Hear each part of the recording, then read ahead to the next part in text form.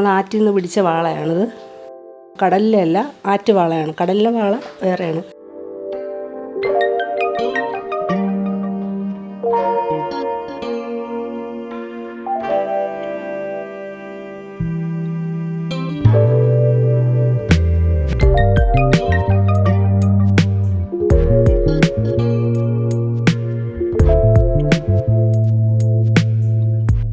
ഇതിനകത്ത് ഇതിൻ്റെ മുട്ടയുണ്ട്.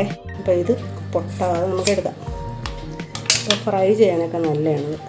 ഇത് കറിയുടെ കൂടെ ഇടത്തില്ല, ഇത് സെപ്പറേറ്റ് ഫ്രൈ ചെയ്യാറേ ഉള്ളൂ.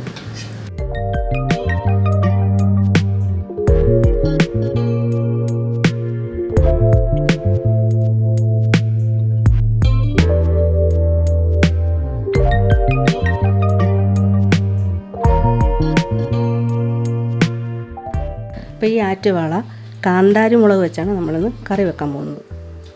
ഇതിനകത്ത് തേങ്ങ നമ്മൾ ചേർക്കുന്നില്ല.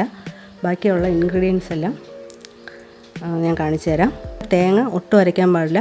ഇതിനകത്തൊരു പ്രത്യേകത എന്ന് പറയുന്നത് നമ്മൾ കാന്താരി മുളക് ചേർക്കുന്നുണ്ട്. കാന്താരി മുളക് ചേർത്ത് ആണ് നമ്മൾ ഈ ആറ്റുവാള ഇന്ന് കറി വെക്കാൻ പോകുന്നത്. ഈ മീനിന് നമ്മളിപ്പം ചേർക്കേണ്ട ഇൻഗ്രീഡിയൻസ് ഉലുവപ്പൊടി, ഇഞ്ചി, വെളുത്തുള്ളി, സവാള, ചെറിയ ഉള്ളി, മഞ്ഞൾപ്പൊടി, മുളക് പൊടി, മല്ലിപ്പൊടി, തക്കാളി, പച്ചമുളക്, കാന്താരി മുളക്, കറിവേപ്പില.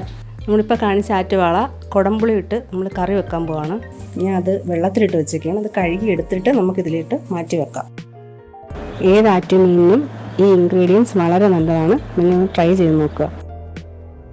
അപ്പോൾ ഇഞ്ചിയും വെളുത്തുള്ളിയും നമ്മൾ ചതച്ചെടുക്കാൻ പോവുകയാണ് ആദ്യം.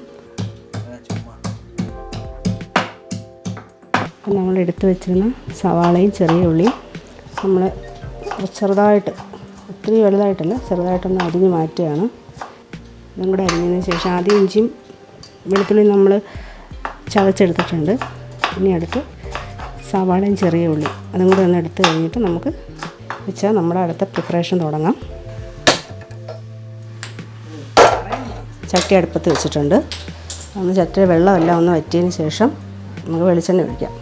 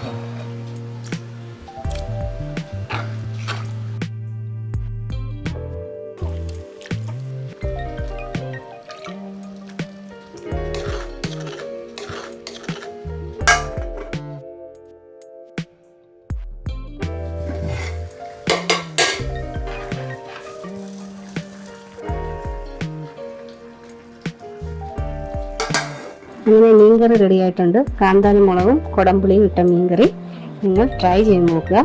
നിങ്ങൾക്ക് വീഡിയോ ഇഷ്ടമായെങ്കിൽ സബ്സ്ക്രൈബ് ചെയ്യുക, ലൈക്ക് ചെയ്യുക. ഇനി നമുക്ക് അടുത്ത വീഡിയോ കാണാം.